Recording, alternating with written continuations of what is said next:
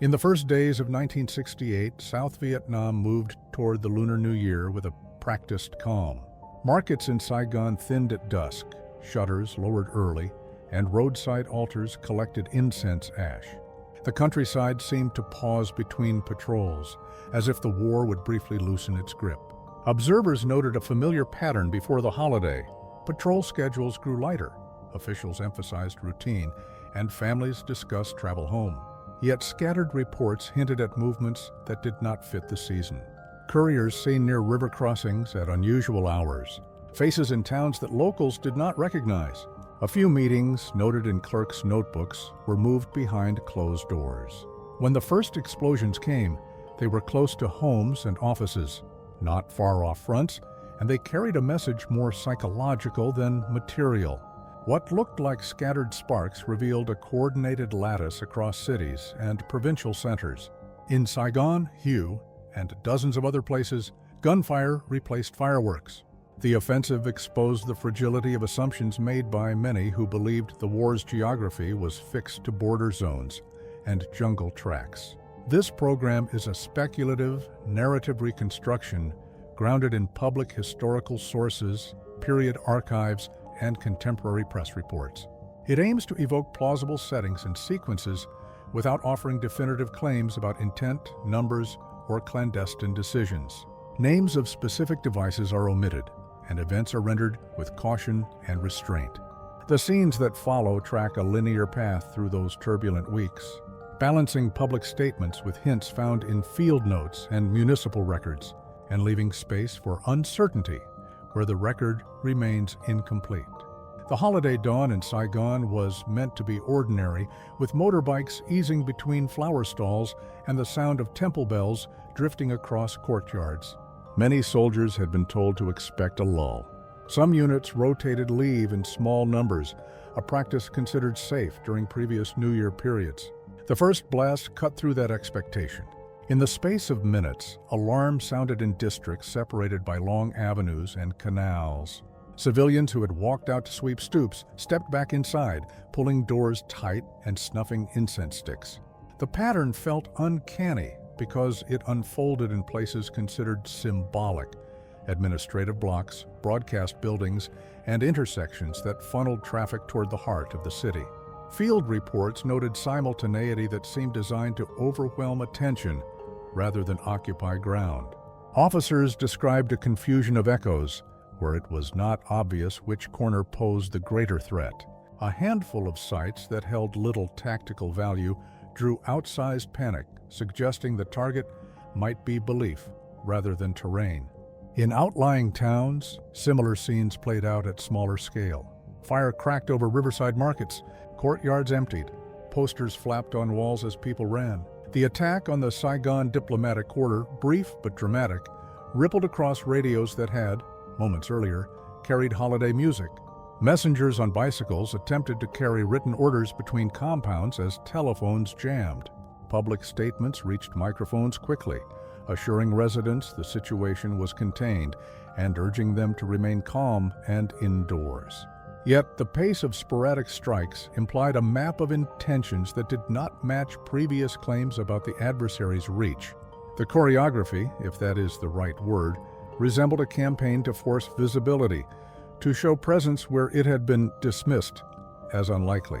The aim may not have been to hold intersections for long, but to prove they could be reached at all. The offensive used the city's own rhythm against it. Streets designed for commerce became lanes of uncertainty, and doorways became checkpoints of fear. The shock spread to provincial capitals as dispatches arrived describing near-simultaneous clashes.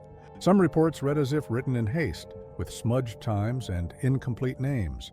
Others carried a calm tone that seemed at odds with the urgency. A staff officer later recalled, in sanitized notes, that the first hours felt like searching for the edges of a net thrown over the country, tugging at threads without finding the knot. The contrast between official calm and the lived experience of residents was stark. A press briefing repeated phrases about control, while people in tenement corridors whispered about footsteps in alleys. The offensive, at least at this stage, appeared to privilege the idea of reach. It turned the familiar into a stage not for spectacle, but for proof of access. That proof mattered because it traveled. It rode the airwaves and crossed into meeting rooms where schedules were rearranged and talking points revised. Evidence for this can be found in two types of records that survive in our public holdings: field reports filed during the first 48 hours and summaries prepared for midday briefings. The reports sketched an image of a conflict unbound from the borders drawn on maps. They hinted that confidence had been placed in routines that could be read and exploited. Even after the worst of the firing eased, what remained was unease. People stepped into streets cautiously, eyes lifted not at the horizon, but at rooftops and intersections. When municipal workers cleared debris, they moved quickly as if a second curtain might fall. Yet the offensive was not a single act. It contained within it multiple arcs, and one of them pointed northward toward a city straddling the river that gave it life. That city had long been praised for its learning and palaces, and in the days ahead, it would become a test not only of control, but of endurance. The next movements, already underway on narrow lanes by the Perfume River, would press the war into a slower and darker space than the first shocks of Saigon's morning. The approach to Hue came through low mist and the smell of river water. Gates and walls that once belonged to emperors sat within earshot of schools and shops, and the neighborhoods on either bank held families who had lived there for generations. When the fighting reached the city, it did not behave like a brief disruption. It pressed into courtyards, crossed bridges, and settled into rooms where chalk dust still hung from the last lesson. The pace was different from Saigon's first morning. It was slower and heavier, with blocks contested, house by house. Streets that had carried bicycles and carts now carried fear in both directions. The old citadel, with its layered defenses, symbolized a continuity of authority that many believed could not be erased by a single campaign. Yet for days that felt like weeks, authority was uncertain from one block to the next. Residents remained indoors when they could, moving only to fetch water or check on relatives a few doors down. The soundscape alternated between harsh bursts and long silences, each silence worse than the noise, because it made people imagine what might be taking shape out of sight. Municipal records later mentioned closures for utilities, with brief notations on pump repairs and bridge checks, mundane entries that signaled how fragile daily life had become. Within the city, the offensive appeared to serve two purposes at once. One was visible: the seizure of buildings and intersections that embodied governance, learning, and memory. The other was less clear, perhaps aimed at persuasion or recruitment, or at least at staging authority in front of a population used to multiple claims on loyalty. After-action summaries drafted later showed cautious language about progress, measured in blocks, and about searches that had to be repeated when control shifted by night. The difference from the first day's shocks was not only duration, but texture. Hue's contest seemed to require patience from attackers and defenders alike. It became a study in limits, of supply, of stamina, of belief. Families created routines within confinement. Meals were trimmed to what could be cooked with little smoke. Lamps were shielded. Stories were whispered to calm children when walls trembled. The longer the siege of neighborhoods lasted, the more rumors replaced facts. A list posted one morning was contradicted by another in the afternoon. People marked their doors with chalk to signal who lived inside, hoping to reduce suspicion when footsteps paused outside. In this environment, public statements claimed steady advances, while local memory accumulated details of waiting and fear. Reports in the public domain later described detentions and disappearances during the weeks that followed the city's capture and partial recapture. The language of those documents remains carefully hedged, cross-referencing accounts gathered after the event. They indicate that the offensive's shadow did not lift when the noise ceased. Search efforts uncovered graves on the outskirts, and debates about responsibility began almost immediately, with claims and counterclaims that continue in archives and testimonies. This narrative does not assign certainty to numbers or motives. It notes only that the human cost was felt in homes that kept spare bowls for relatives who did not return, and that ledgers in some offices carried lines of ink where names had been. Hugh taught observers a lesson that may have been implicit all along, that the war's theater could move from border zones to places where memory and authority were layered deeply. The consequences of such a move were not limited to terrain. They reached into the minds of those who had believed and argued publicly that the war's center of gravity lay elsewhere.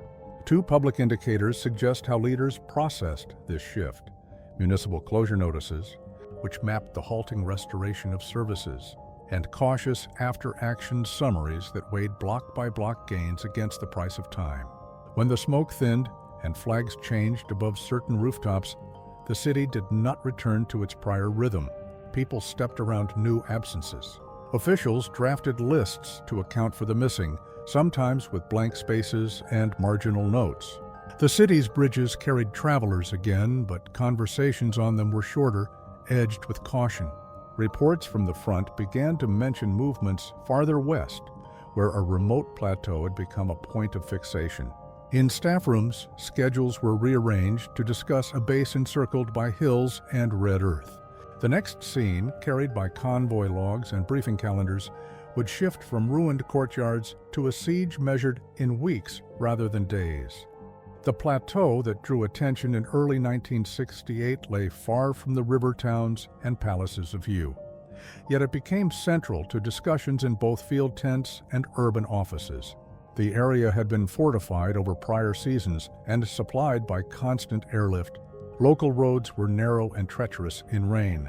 Hills ringed the base at a distance that made every movement feel watched. When the offensive widened, forces in this region found themselves increasingly isolated. The encirclement was not total in the first days, but it grew more constricting as trails were harassed and approaches tested. In the first week, logs show a quickening of flights and a shift in priorities, with pallets turned to essentials and dispatches focused on rationing and medical evacuation. The numbers in those logs are not repeated here. It is enough to note the change in tone from routine to guarded. Personnel rotated tasks with a precision born of habit, and patience became the commodity that mattered most. Visibility was often poor. Morning fog lingered, and even on clear days, the surrounding slopes seemed to hold more questions than answers. Reports described probing attacks designed to sap sleep and stretch decision-making. A sense took hold that the base had become more than a position. It was a statement. To hold it would demonstrate that forward posture was still viable. To lose it would suggest that the war's geography could be redrawn at will. In meeting rooms far away, calendars filled with sessions devoted to this single map point, and briefers rehearsed phrases meant to project calm. Meanwhile, units outside the ring attempted to cut the tightening cord. Patrols mapped gullies and counted paces. Any advance, however modest, had to be secured, and each gain was vulnerable when night fell. Inside the base, routine became a shield. Crews timed their tasks to the minute.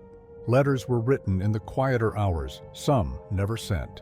The line between the practical and the symbolic blurred. External observers debated whether the fixation on the siege aided or hampered the larger contest, since the offensive elsewhere had already shown the enemy's ability to reach urban centers.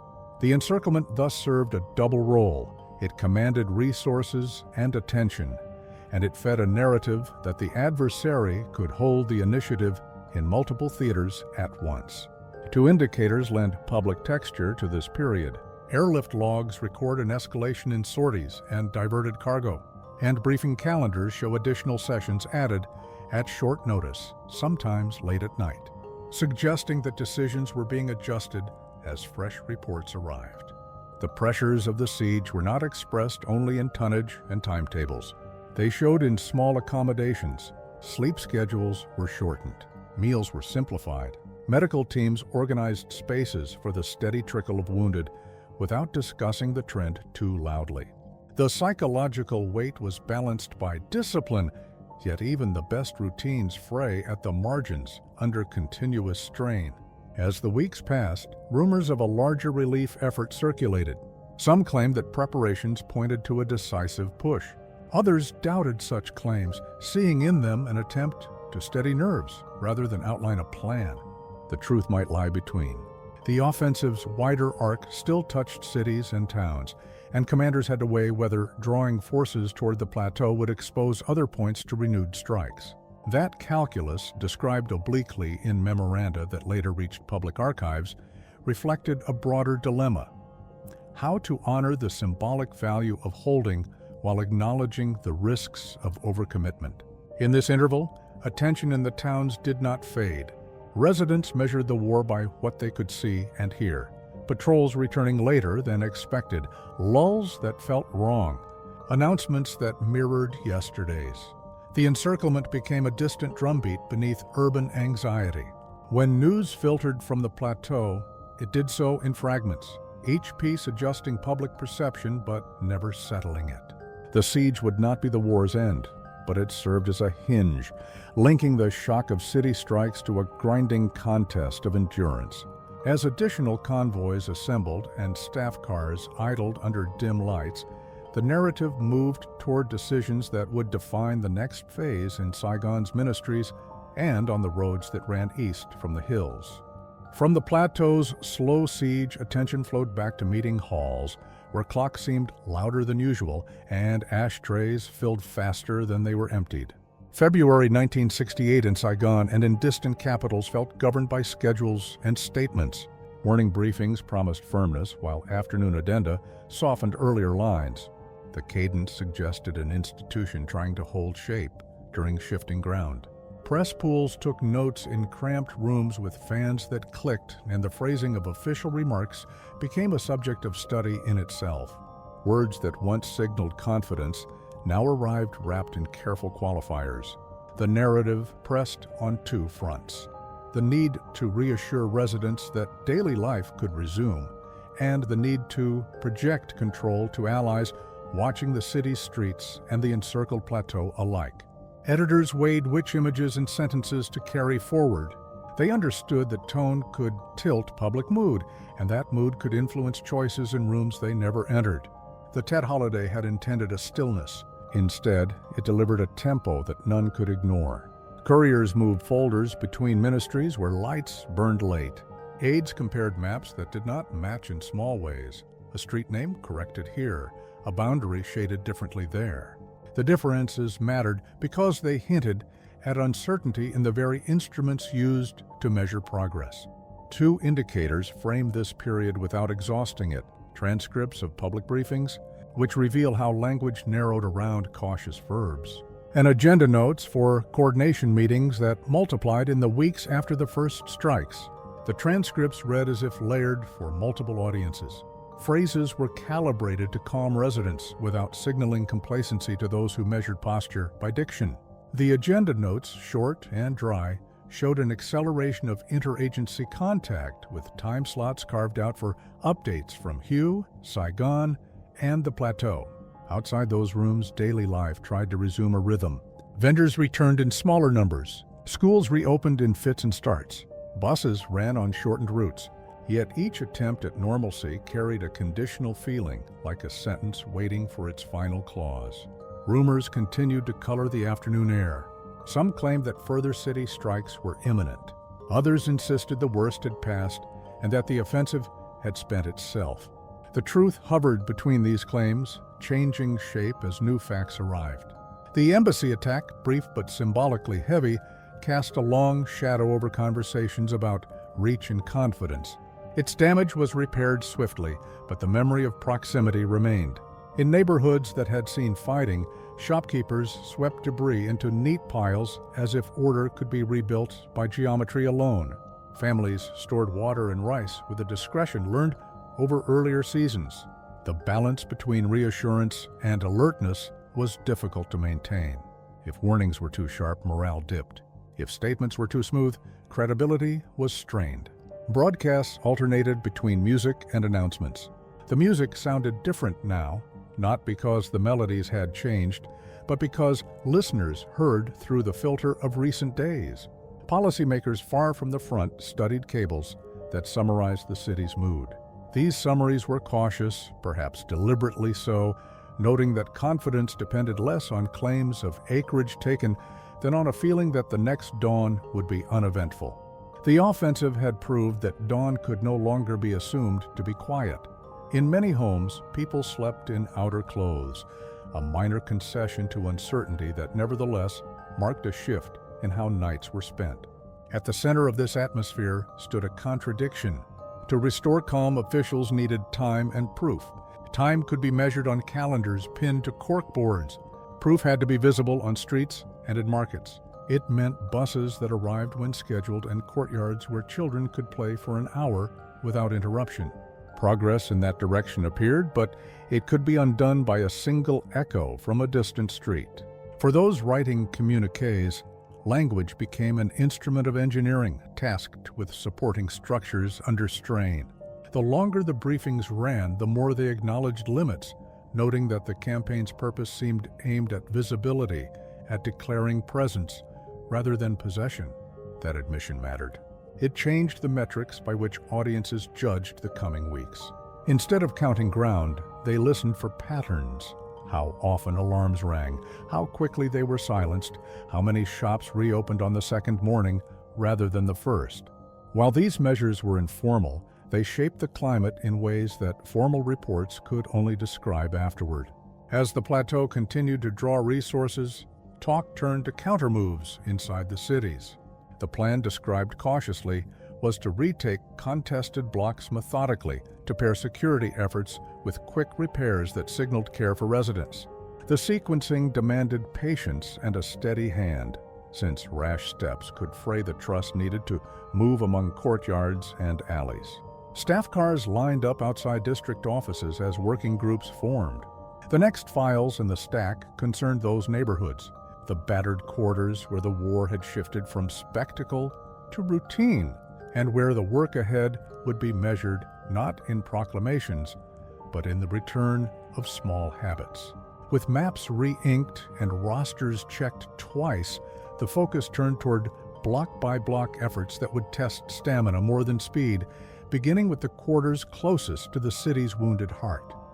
The decision to move block by block had less of a dramatic ring than the first morning's shock, yet it demanded more of everyone involved. District by district, teams entered streets that had been quieted but not settled. The aim was straightforward to describe and difficult to achieve: reduce fear, restore services, and make it harder for the offensive to reappear as surprise rather than threat. The work began at dawn, when shadows were short and doorways still smelled of last night's cooking fires. Residents watched from stairwells as crews checked intersections and cleared obstacles from tram lines. The method was patient. Intersections were secured, then spokes were extended outward.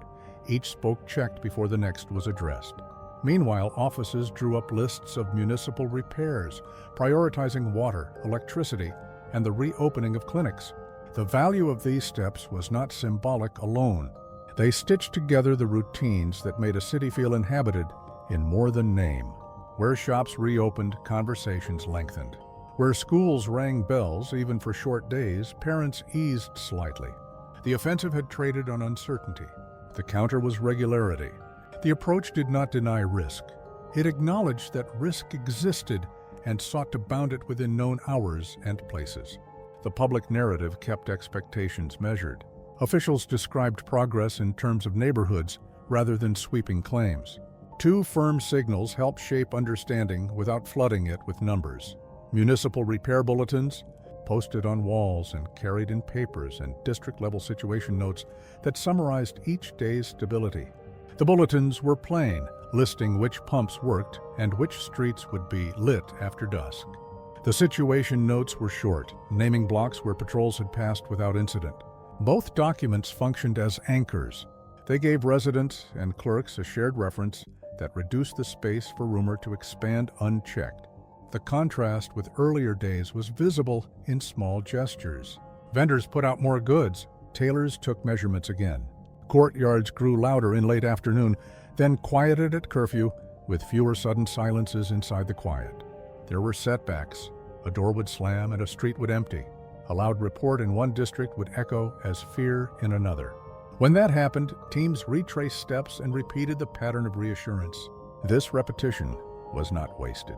It acknowledged that confidence builds unevenly and that trust, once shaken, returns by degrees. In several cities beyond Saigon, versions of this routine played out with local variations. The geography changed, but the logic held. Presence had to be tangible and predictable. It had to show up in the same places at the same hours until habit reasserted itself. In such a climate, people found cautious ways to help the process along. A cafe stayed open 15 minutes past the new closing time and then pushed again the next day. A school extended classes by one period. These were minor acts, yet they added weight to the scale. The aim was not to declare victory, a word that had grown thin with overuse, but to restore the sense that tomorrow would look like today, with a little less worry at each corner. Meanwhile, the wider contest remained in view. Reports from Hue still carried a gravity that kept listeners leaning forward. The plateau's siege continued to claim flights and attention. Balancing these demands required decisions that would not satisfy every argument. Some argued for concentration on the siege until it yielded. Others pressed for distributing effort to deter a second urban wave. The papers that recorded these debates, later placed in archives, did not resolve the tension. They instead traced how leaders lived with it day to day, adjusting the balance as new information appeared. On the ground, the block-by-block approach produced maps shaded in with modest gains. Those gains looked small when compared to the sweep of the offensive's first hours, but they mattered in the lived arithmetic of markets and schools. The attack had tested the assumption that cities were safe behind a screen of distance. The counter tested the assumption that cities could be made resilient from within. The latter required fewer declarations and more routines. It asked for predictable patrols, quick repair crews, and officials who answered the same question 3 times without impatience. As March approached, the city's sound changed again. There was still the crack of distant fighting, but it no longer owned the morning. Instead, one heard the scratch of chalk, the clink of cups, the murmur of bargaining. These sounds did not erase grief or loss. They existed beside them. They signaled that the offensive's strategic aim, if it was to project reach and erode belief, had met an answer in the stubbornness of daily life. Whether that answer would hold or whether a second wave might test it remained an open file.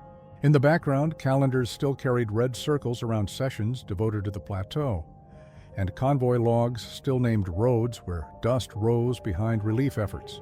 As the city exhaled in measured breaths, attention tilted once more toward how these paired struggles, urban reassurance, and a mountain siege would intersect in the coming. Decisions recorded inside conference rooms that smelled of ink and tired coffee. By late March, ledgers and wall charts had begun to reflect an uneasy arithmetic.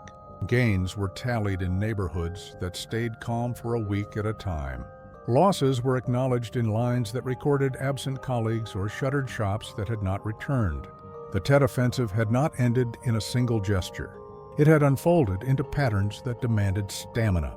Analysts tried to make sense of these patterns without pretending certainty. They compared the first wave's timing with the pace of recovery. They asked whether the weeks spent on the plateau served the larger aim of stability in the cities or whether it drew strength from them. Answers did not arrive cleanly, and when they did arrive, they carried caveats. The language of memoranda used verbs that left room to adjust. This was not only caution, it reflected a situation that refused tight frames. Counting gains became as much about perception as about maps. A neighborhood could be quiet and still feel on edge. A press statement could be accurate and still ring hollow if the streets did not echo it by evening. The offensive had turned assumptions into questions. How many simultaneous shocks can a system absorb before confidence thins? How much calm, repeated how often, can rebuild it? The record that survives in public holdings offers 2 steady lenses into this period. First, meeting minutes of coordination councils, which charted the pivot from emergency response to routine maintenance. Second, summaries of field inspections that sampled districts at unannounced hours to test whether reported calm matched what residents felt. These texts may seem dry, but they reveal a quiet shift.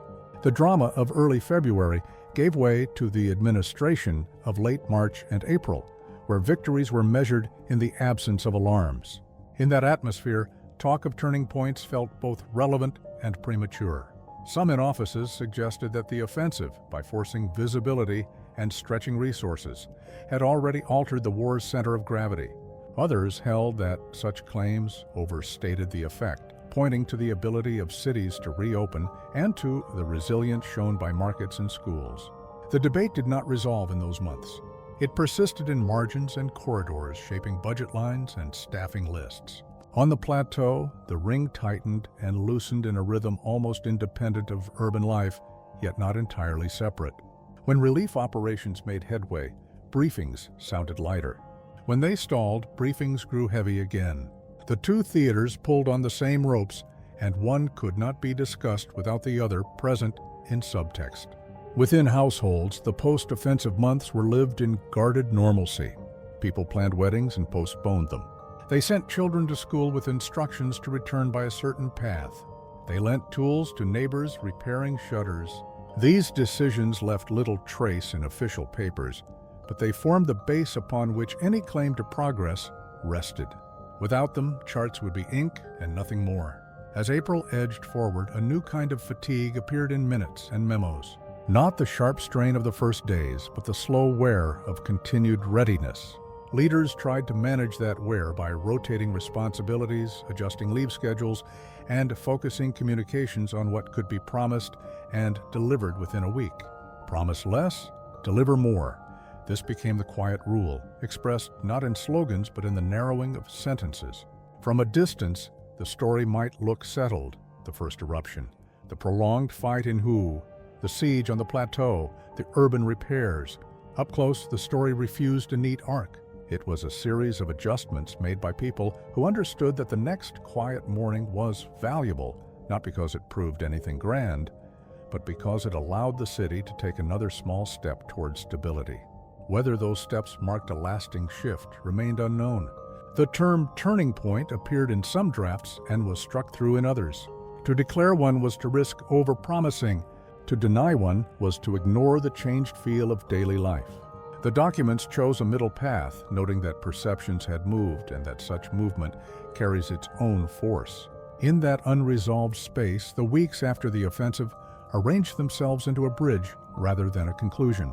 Calendars filled with working groups, markets reopened with caution, and the plateau continued to draw eyes to the west.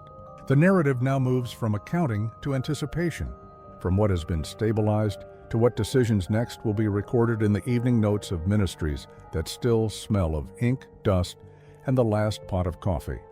The record from early 1968 does not settle into a single meaning. It suggests a season when presence was asserted in city centers and courtyards, and when confidence became a scarce commodity tracked as carefully as any supply. Streets reopened, yet they did so with a new awareness of how quickly routine could vanish. Meeting rooms learned to speak in qualified tones, and field notes adopted verbs that left space for revisions. This reconstruction, grounded in public archives, press reports, and administrative summaries, does not claim access to hidden intentions. It marks only the shapes traced by people under pressure as they tested the limits of endurance and the uses of reassurance. The offensive may have aimed to change perception as much as position, and in many places it appears to have succeeded at making belief itself a contested field. What follows that change is less cinematic than the first shock. It is a sequence of days in which repairs are scheduled, briefings are timed, and markets decide whether to open.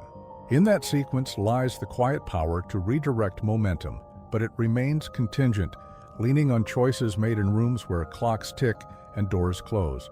How much weight does perception carry when set against terrain? How often must quiet repeat before it counts as durable?